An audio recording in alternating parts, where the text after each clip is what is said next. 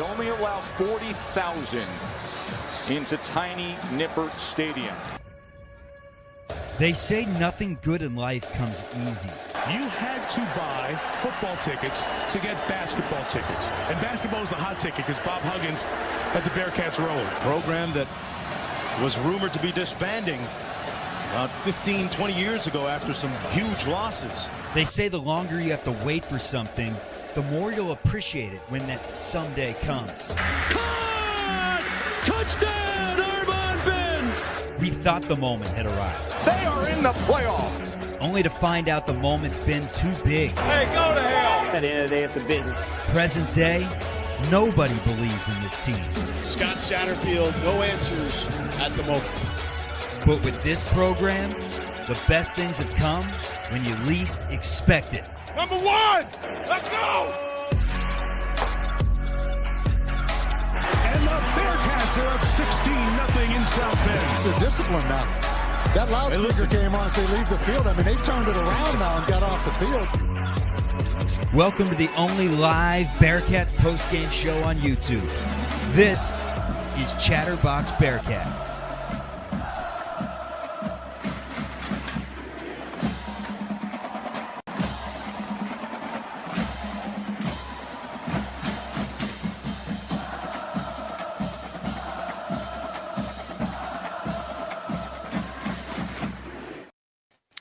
All right, welcome into Chatterbox Bearcats. I'm Nick Niehaus, joined by Eric Lilly. And Lilly, in all honesty, I'm jealous of Houdini and Chuck that they got to talk about our basketball team today because, I mean, the football team and the game has gone so poorly that we're going live with 8 minutes, 39 seconds left in the fourth quarter, and the Bearcats are losing 34-9. What an abomination that we've had tonight.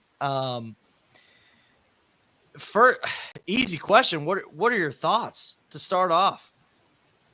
This game kind of sums up the second half of the season where anything that can go wrong will go wrong. Between the fourth and shorts that, one was like a bad spot maybe, one was a potential PI. There's 50-50 things. They go wrong. Then there's the fumble on Kansas State's long fourth down that gets them a first down. And I'm not saying like we're going to win this game. Like it's pretty obvious all these little things would not have gotten us to win this game. But if you flip all those and then have a better start, maybe. But this not a good night. No, still not watching at all. though. Yeah, hey, still watching. Hey, thanks for everybody joining the chat. We got Elliot saying Scott Satterfield is Captain Dumpster. So that's how Bearcat Nation feels tonight. We were talking, it feels like last year with the West Virginia game. I know you said, I want to hear why you said this. You said not necessarily. I think this is how it feels with last year's West Virginia game. If nobody can recall, I mean, that's pretty much where even the diehards started to tune out.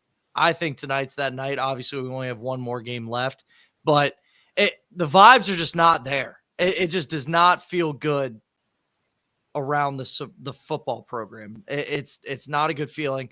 And you know what? I'm going to take over here real quick in terms of the thing with the difference between how this football program has been handled versus how it was with Wes Miller is even when Wes Miller was losing games in his first couple of years as the head basketball coach, you still saw a vision and you saw where the trajectory was going. It doesn't feel like that at all. You don't see the vision with this team and this program. And that's my biggest issue is, yeah, if we were losing some of these games, but we had these huge recruits coming in, sure, that's one thing. That's not the case. I don't know how to feel about this. Back to the whole last year, West Virginia, this is where people start to tune out. How do you feel about kind of that and the whole state of the program? I think as fans, it can feel that way. Just the way I look at it, it's a little different. I watch all the press conferences and try to body language stuff. Like, I just think it was worse last year. I think comparing this year to last year is unfair. This is awful. This stinks. We need to get to a bowl game to show like a clear path, like that we are getting better. And right now, I mean, we talked last week, and I thought, we're going to find a way to get to 6 wins. TCU looked good again today. I know TCU has more talent than we do. Now, they are already qualified for a bowl game, and they can't get to Arlington, so I don't know how much they're going to try. They're still going to try to win. They're competitive. No one wants to play a football game and get their ass kicked, so they're going to come into Nippert and try to win the game. And they're better than us. So, and I'm not sure how many fans are going to show up. So I'll be there.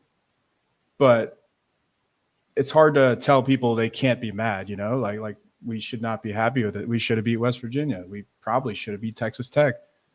We should have had 6 wins a long time ago to show that clear improvement, and we're not there. And when games like this happen where everything goes the wrong way against you, touchdown Kansas State, when everything goes the wrong way against you, you can't really complain about it because it's been happening for a month now.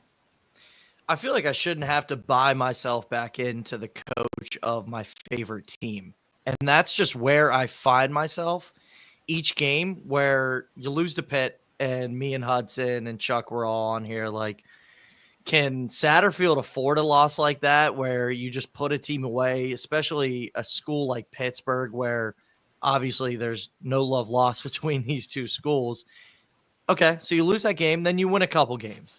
And then we're like, okay, maybe Satterfield's the guy. We have all these great transfers. Then you get worse as the season progresses. It's just unacceptable. And you find some of these people who you're either on the train of fire Satterfield, or you're telling yourself, maybe we don't have to fire Satterfield. I mean, there's nobody who's out there saying, no, I really think Satterfield's the guy who's going to elevate this program. I mean, that's what you look for in a coach, is somebody who's going to elevate the program. And there's just no excitement around some of these high school recruits, right? I mean, yeah, we got the transfers in. Sorsby was great. We had people talking about maybe we're going to lose Sorsby. Sorsby's not looking great anymore. I just don't feel it around the program now. And that's the thing, is like, you're talking about a guy, me, who's a diehard fan, let alone a casual fan who tunes in to only when the teams are good. I'm not feeling good about it. The season, yeah, we improved from last year. We also won 3 games last year. So yeah, the next step should have been a bowl game. Right. Yeah. So, and it's still possible. Obviously, it's not going to happen tonight. But if we pull it off versus TCU, the coach, and I try to do my best to set aside fans because, we always say the same things. If we do beat TCU, coach can go and talk to the donors. Coach can go, people can have a little excitement in the offseason if we have a good portal. You're like, hey, we got to a bowl game instead of 3 wins. Now we got this guy in the portal, and maybe Sorsby was hurt. There's all these things you do as fans where you try to justify certain things that are happening. And if we don't get to 6 wins, I'm not sure you can do that. I'm sure I'll find a way to, but I think 95% of fans won't. And in college sports, you kind of need fans to buy in, especially when you have a small stadium like we do. The environment is so important, and it's just very familiar feeling lately of walking out of that place just totally gutted. So next Saturday is a big one for the entire off season, just in terms of, look, we made improvements. I know it didn't feel good because of the second half of was brutal, but if you get to the bowl game, you can say, hey, we did it. We're getting better. We've got our quarterback, et cetera, et cetera. And if you don't, I don't know. Yeah. I mean, you're also cashing those over 5.5 win tickets. Oh. So that's something that, UC fans can hang their hat on. I want to take a step back from the holistically the whole season, and just talk about this game and the difference between this game and last week with Iowa State. At least last week in that Iowa State game, there was a slimmer of hope to start the game where we drove down the field. Sorsby has an amazing read option where he jukes out the defender, reads him perfectly, pitches it to Evan Pryor in for the touchdown. Great play. Sorsby's like, we're like, is Sorsby back? Is he, because he has that swagger, right? We didn't even have a shot tonight. And it was just like, it just felt, I don't want to say the team quit, because I don't necessarily think that's true. And I feel like that's an easy cop out for people to say, like, oh, the team quit on Satterfield. I'm not saying that's true, but it's 41-9 with 7 minutes left in the fourth quarter against a team who's not even ranked. Now, Kansas State's good, don't get me wrong, but we're not playing Alabama here. Did they quit on Satterfield? I don't think so. And that goes back to like the West Virginia thing last year. Tonight, we're getting our asses kicked right now, but tonight we started off flat, came in trying to establish the run against the number one run defense in the conference. Also, analytically, Kansas State, S&P Plus, they do. It's the only team rankings I look at, really. Kansas State is 18th in the country. They're far and away the best Big 12 team. Obviously, everyone has their own. We know they're better than BYU, Colorado. Like I know Colorado beat them, and so did BYU. But this team's better. They came in with a bunch of hype. They've got that dynamic quarterback. Their O-line's nasty, and we came in and tried to run it on this team instead of just trusting Sorsby and throwing it. And I know Sorsby made a couple mistakes. And we had a couple drives where we're getting some chunk plays going along, and then something weird would happen, a penalty. Sorsby missed a couple touch passes. Well, more than a couple, I think 3 or 4. That could have been huge chunk plays. So I'm not like trying to say Sorsby played well, but if you start off hot, like football's a weird game to me. It's just this isn't the West Virginia of last year where we did lay down. Like there's so many like 50-50 plays tonight that went against us. And I'm not like, this sucks, but to me, it's not, they're trying. Like from what I'm watching, it seems like they're trying. Yeah. I mean, fair enough. A couple things that I see from tonight's game that has been an issue all year long.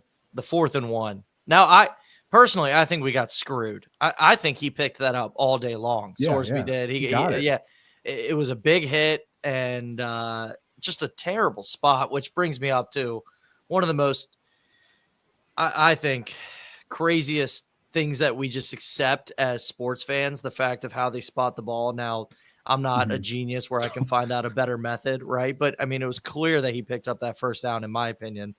So you have all the 4th and 1s that we've missed out on this year, let alone the one in Colorado that essentially put us away, where Colorado goes down, scores 18 seconds left in the first half, and we can't dig ourselves out of that hole. Now, tonight we miss a 4th and 1. Not only that, to kind of add on to what I just mentioned about Colorado, end of the first half, Sorsby throws an interception, and Kansas State goes down the field 2 plays later, scores a touchdown with 10 seconds left in the first half.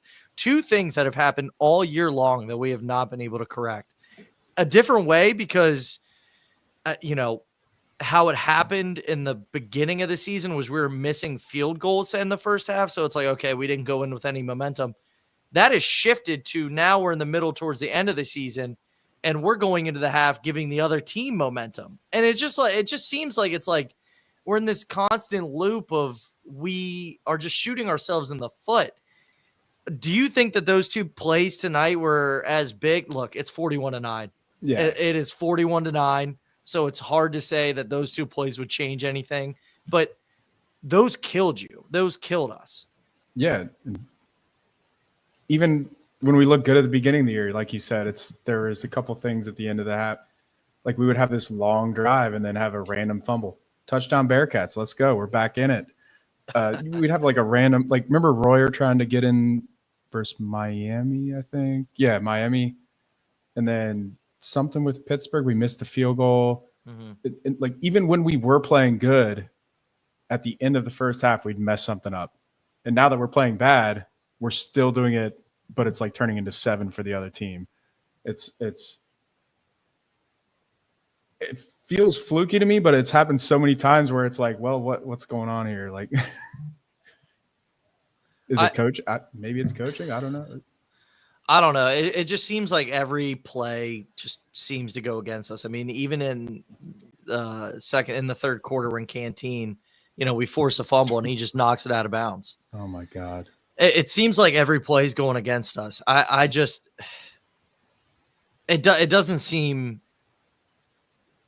Look, we're gonna be an under 500 record. We're gonna have an under 500 record here after this game.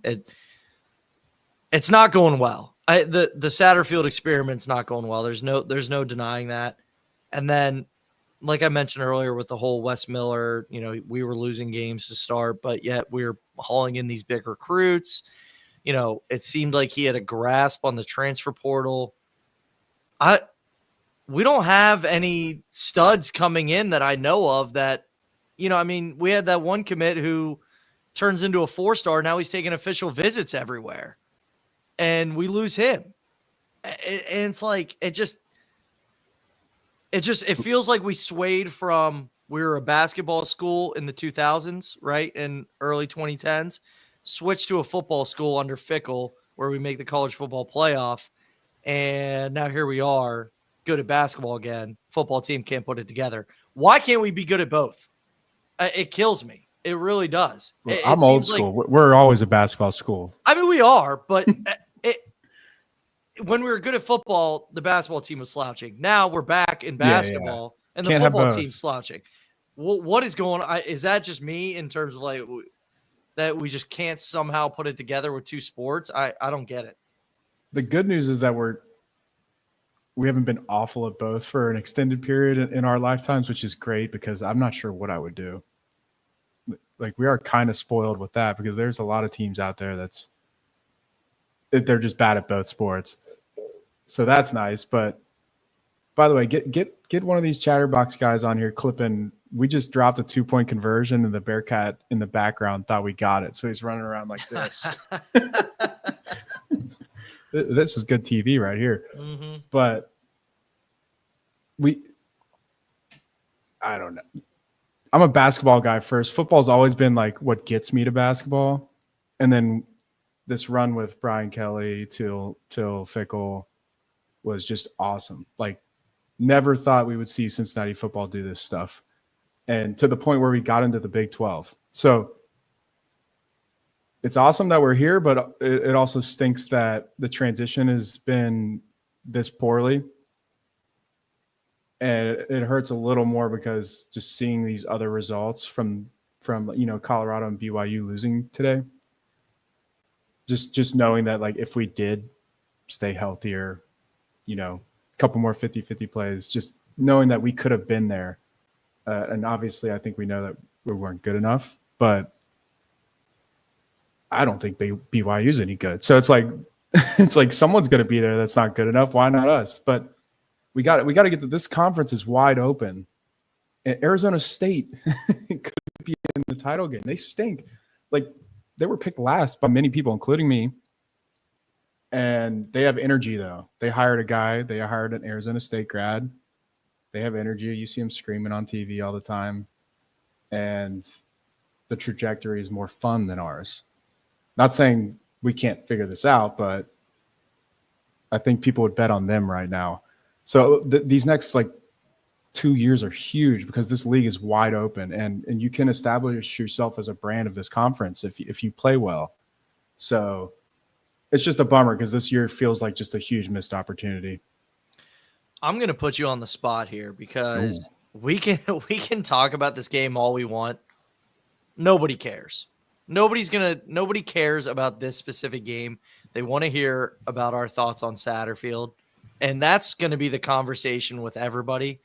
Nobody's going to talk about, hey, like, what'd you think Sorsby did in the third quarter? What'd you think about that? But, that's not going to be the topic. So it's going to be about Satterfield. So I want to know just your general feelings towards the head coach.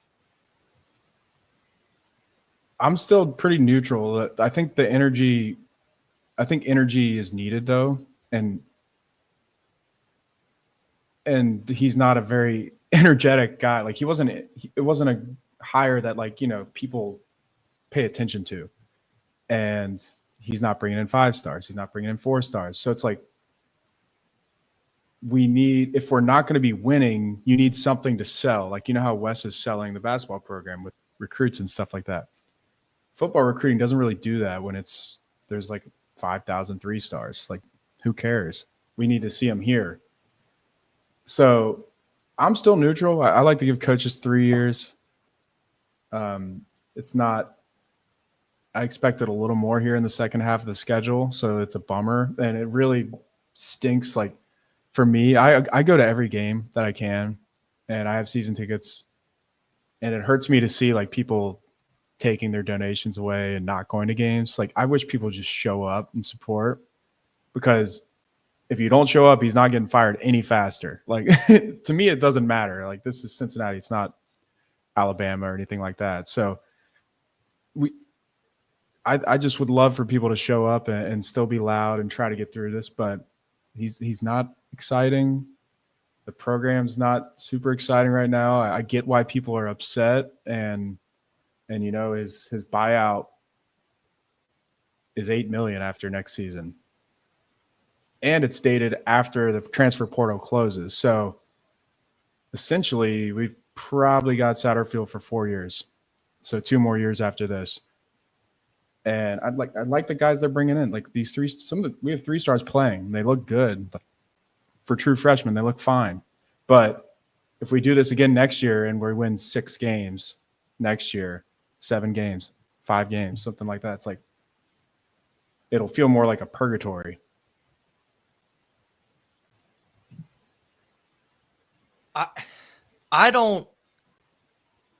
Like you mentioned, I don't think we even have a choice. We have to rally around this guy. He's not going to get fired. He's not getting fired, because at this point we'd have to buy out his whole remaining contract, right? I don't know too much about that. I'm pretty sure that's what I read somewhere. So, like, either way, like, he's our coach at least for 1 more year, let alone 2, like you said. So I don't know. Like, the excitement was supposed to be Sorsby, and I'm still excited about Sorsby. But I was just on Twitter and in like 20 group chats, and I mean, I've seen takes from bench him to why were we worried about him transferring? Like, just all sorts of, like, obviously we're not benching the guy. Like, we know the backup's worse. So, like, seeing stuff like that, though, tells me that people are not sold on this. So, like, when you have this off season coming up and you want to build energy because the coach can't do it himself, it's honestly, like, just beating the brakes off TCU and Sorsby looking good would mean a lot, because the energy is in the quarterback. He's our quarterback, and he's Satterfield's quarterback. And if he doesn't pan out here, then Satterfield's gone eventually. Like that, he put all of his eggs into the Sorsby basket. There was definitely some missed throws tonight. I think that's my biggest issue. That is one thing that we saw early on in the year where we're like, this Sorsby guy, if there's anything that he can do, it's complete those touch passes. He has that touch. He has that accuracy. And he completed some of those downfield throws to start the year. He looked really, really good. Just didn't have that tonight. There was, like you mentioned, 3 or 4 where if those are completed, maybe it's a different game. I mean, football is a game of momentum where, yeah, it's 41-15. I'm laughing because it's 41-15. I'm trying to sell myself on this. I can't even get it out. But, you know, maybe he completes a couple of those. I don't know. Maybe it's more competitive. I want to talk about the transfers because we were talking about them early on in the year where we're like, okay, we got Kiner. He's awesome. Sorsby, he's awesome. Xavier Henderson, awesome. And Joe Royer, awesome. Joe Royer had 1 catch for 13 yards. Xavier Henderson, 4 receptions, 60 yards. Not a bad game from him. Corey Kiner, 99 yards, 13 carries. At this point, there's 2:53 left in the game. With that being said, those guys aren't getting it done. What was the stat you had where we haven't scored over 24 points in the last 5 games? Is that what it was? Since Texas Tech. Show? 20. We scored 24 points. Every game before that, and none since. That is inexcusable, especially Satterfield, who's supposed to be, you know, obviously taking a command of the offense. And we have this transfer quarterback, Sorsby, who was lighting it up. We can't even score 20 points. This is college. You know what? Here's the thing. This isn't the NFL. This is college football. Teams score 70 points sometimes. We can't even score 20. Yeah, and all those guys, all the transfers have kind of gone missing at the same time. I think I even said that this Henderson had 140 yards versus Texas Tech, and since then, not counting today, but since then he's had like 170, and that's like 5 games.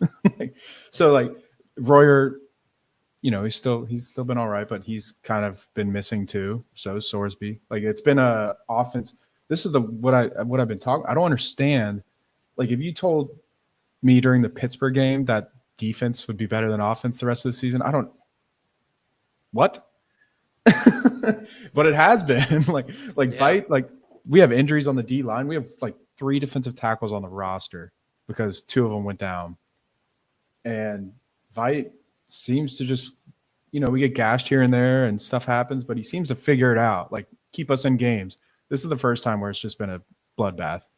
And even then you could blame the offense for some of the points because of the pick field position stuff, etc. So the offense, it doesn't make sense to me. I don't know if we knew Sorsby was banged up, but is he this banged up? Is the offensive line way worse than we expected? Why is the run game so bad? Everything at once. I'm not sure. I think what kills me is it's not like we're turning the ball over at a crazy clip. Like it'd be one thing if Sorsby was out there just throwing picks left and right like he did against West Virginia. So we can look at that West Virginia game and be like, okay, 3 plays away. Yeah. Sorsby doesn't have those 3 boneheaded plays. Maybe we're in this. Maybe we beat West Virginia. I can't figure. I mean, I'm not a college football coach. I can't figure out what's going on with the offense. It just seems like it's just not working, which it's like that's such an easy thing to say, but he's not out there just throwing a ton of picks. He had one that was awful tonight, but that was a good play by that edge rusher, man. I got to be honest. That was a really good play to shed that block and just grab that interception and take it back to the 10-yard line. But with that being said, it's not like I just don't know what it is. I don't know what it is. And I mean, Sorsby threw it right in his breadbasket too. Yeah. God, but like West Virginia is the only game where I can point to one person. Like that loss is on Sorsby, but Colorado, Iowa State, Texas Tech, Pitt. It's like just little stuff here and there, like the end of the first half. Today is different, obviously, but it's confusing because it is confusing. Like there's just so many things that have happened in those games. Like the Colorado fourth down, Colorado goes and scores a touchdown right after the end of the half. That we played fine that game. We lost by 11. I don't know if we would have won, but football's a weird sport, and I don't like to just go off the final score and say like we got our butts kicked. You know, like this could have been a totally different game if we came out with a better like offensive plan to start the game. I got to be honest. When we started this live show, I thought this game was over, which it obviously is final score wise, but we got 2 minutes left. UC is on the 26-yard line of Kansas State's, and I have a ticket of over 21.5 points for a UC team total. So I'm locked in at this point. I'm locked in now. Let's go. I need a touchdown. You should have told me earlier. I know. I need a touchdown. So maybe we're not dead yet, but even that goes to show you that our team total is 21.5 points. I mean, that is just not a great. Your money's in Brady Lichtenberg's hands, by the way. Yeah, I was going to say, I just noticed he just got put in. I don't have the game ahead of me. I'm on the ESPN box score. I see he's 0 for 1. So we need a miracle. We need a miracle here for my team total over. But final thoughts on football, because I want to talk about something positive before I go to bed here. I'm not in the fire Satterfield camp, but I need to see something. I really do, whether it's recruiting, whether it's a transfer that, sparks energy around this program. You go from a 3-win team to now probably a 5-win team. And it just doesn't seem like there's any excitement. Yeah, and we should be underdogs next Saturday, if I had to guess. At home. I'm not a Vegas guy, but I feel like it'll be like TCU -2 or something. Yeah. And might bet on it. Yeah. To make a bowl game, I mean, honestly, you cash the 5.5 tickets and you go to a bowl game and you get Bearcat fans to go have a fun weekend. What if you want some positivity for the bowl guys out there, like we've got a really high APR. We might be that 5-7 team that gets a bowl game. But that would be awful. Yeah. And I love my extra practices. So yeah. The positivity, if you want my, eternal optimist, Kansas State has the ball, by the way. You're going to lose that one. That's a loss, huh? Keep your quarterback and see if he can bring people in. Like McCullough, the wide receiver from Indiana. We have the staff has shown they can recruit the portal, and some people will respond saying, "Hey, we have 5 wins. Who cares if we got Royer and Kiner?" Like blah blah blah. Our best players are from the portal. The staff obviously is good at scouting portal players, and they might even be good at scouting high school players. We just don't know yet. So the positivity is keep your quarterback, have him help recruit guys, and your pitch is we can be the team that makes the leap next year. Like, I can't believe I'm saying this, like Arizona State did this year. And this league is wide open.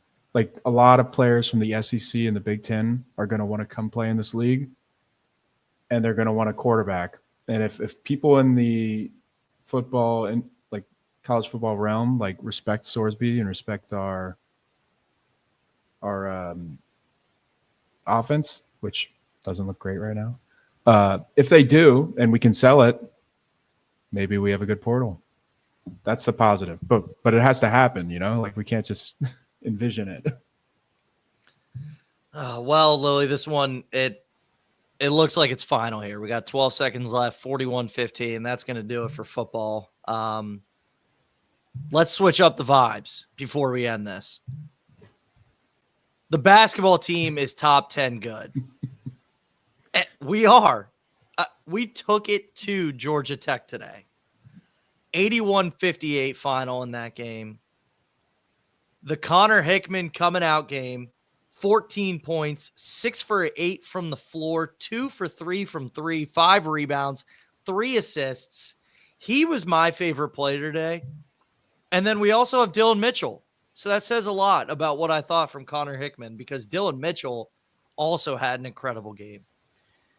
What'd you think about today's game against Georgia Tech and just what it seemed like was our first nerve-wracking contest going into it, where it's like we don't know how good we are at this point against a Power 5 opponent, but now, in my opinion, that solidified it for me that we can compete with people, but I think now I'm like not as worried as I am saying that we're so back and that we're really good. Yeah. I'm excited, man. So we had Mick so long that when you play bad, and we would win so many games where we played bad, like 56-54 versus anybody. Doesn't matter. We'd find a way to come back versus a crappy team, win by 2.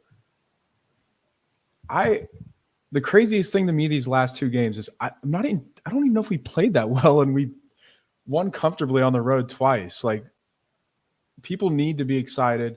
And I talked about how anxiety was in Fifth Third last year, and it was just a stressful place, and people weren't loud. It was like the weirdest season. Like, my whole life, that place is rowdy.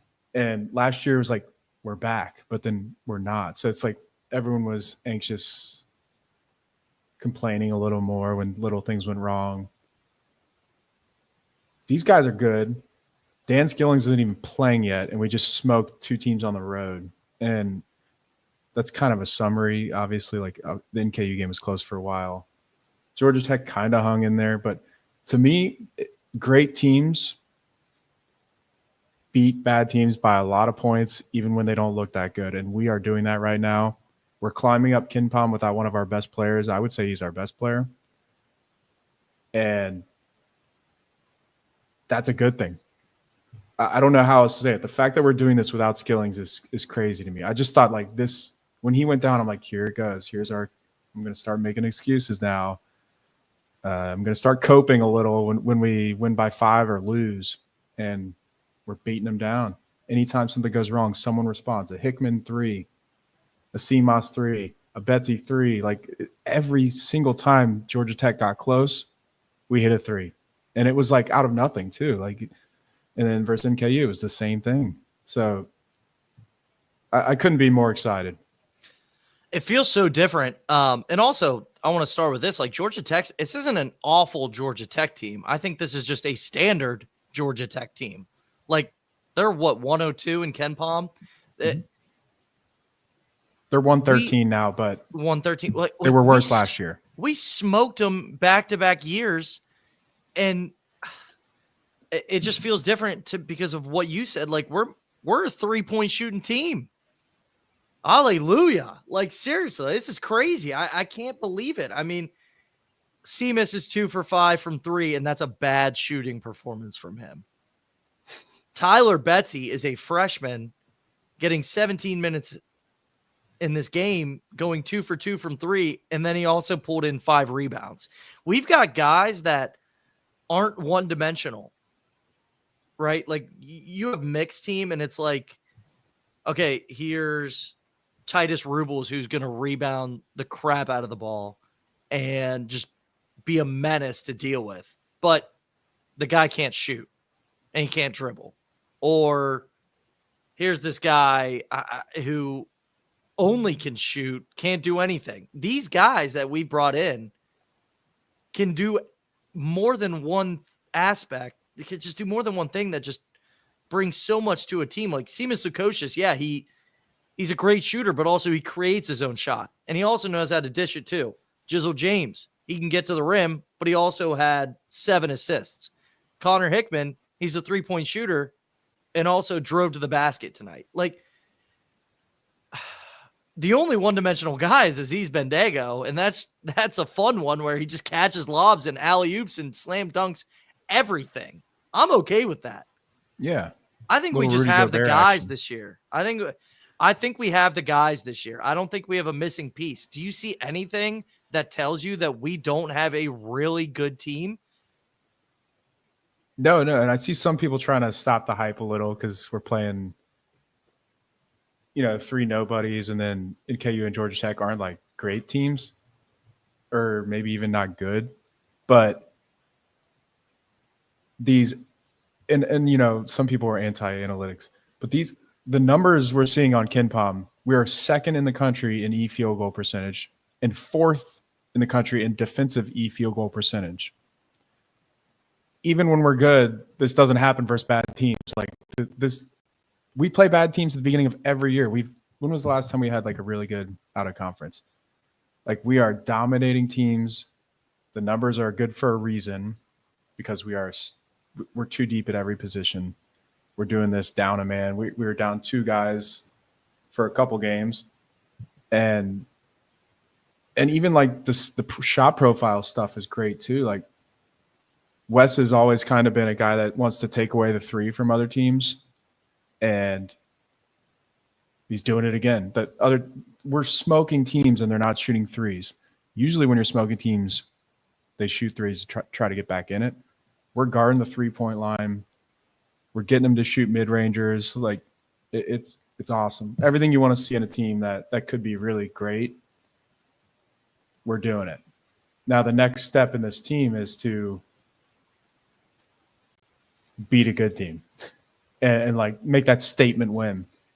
And maybe at Villanova is that. I'm not sure, we'll be hyped if we win that game, but the Xavier and Dayton games loom. Like those are the revenge tour. That's going to be where we prove it to Cincinnati fans that this team is great. It's like beat Xavier, beat Dayton.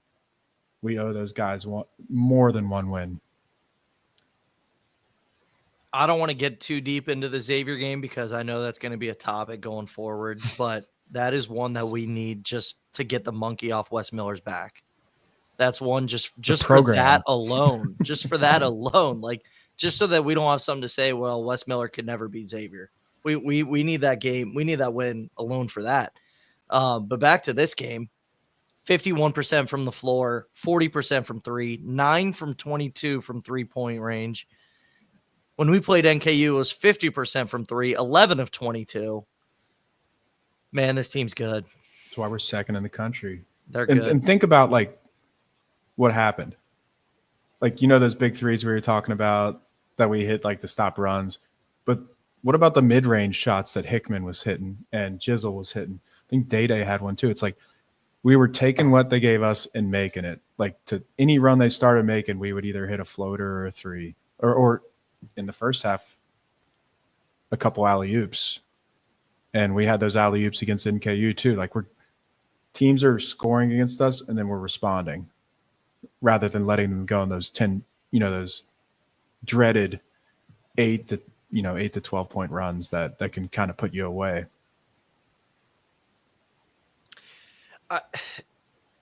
It's also the way they play. Like, they're diving on the floor, going after loose balls, playing hard. Everybody's bought in. Wes Miller has control of this team, and they all respect him. And he's such a player's coach that's only going to bring in higher recruits and better transfers. I just love what I see. It couldn't be any further from what we had to watch tonight on the football field against Kansas State. In my opinion, that is like, true. It's just like everybody's so bought in. They're playing so hard. They love their coach, and they also respect their coach. I think that's also super important. I'm just excited, man. I'm excited. I can't wait to get a little bit better competition. Almost there. We got 2 weeks?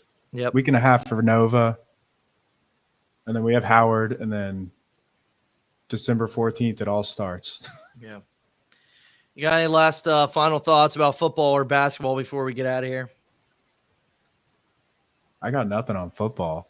Yeah. But if we keep talking basketball, we'll run all night. Is it a noon kickoff against TCU? Has that been confirmed yet? We'll find out here. Technically, we could find out tonight, but probably Monday at the latest.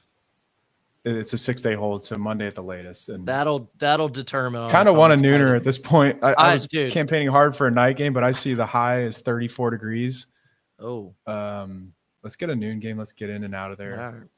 And wrap up the season. And get 6 wins, maybe. Yeah. I hope. Get a bowl game. That would be a win for me, honestly. Like, that's the thing. And that's like, tough. The expectation's so low. But like the expectations are low. Not great. Whatever. It's basketball season. At this point, I've been tweeting. I'm like, it's still football season. I think it's just because we were doing this show tonight, but I'm moving on. I am moving on to basketball season. Greener pastures. We are so good. We're top 10 in Ken Palm. I think we're number 7 analytically ranked in the country. I'll take it. We are back. And we'll be top 15 in the AP poll coming up here. Right. Tomorrow. Monday. Can't wait for a few voters to leave us unranked like they did last week. What a joke. Anyway, that's all I got, Lily. Bearcats lose on the football field 41-15, but win at Georgia Tech 81-58. Thanks for tuning in. Make sure you like and subscribe to Chatterbox Bearcats, free wherever you get your podcasts. That's it from us. Go Bearcats.